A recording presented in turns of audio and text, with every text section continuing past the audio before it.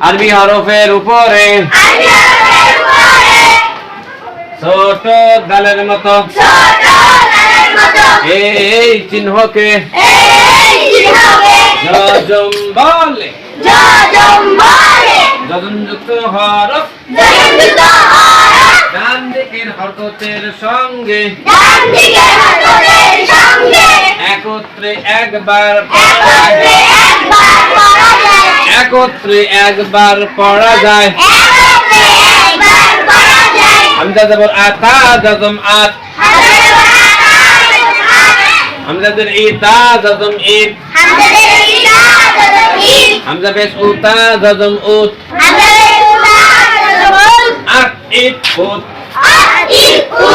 হামজা জবর আসা যজম আস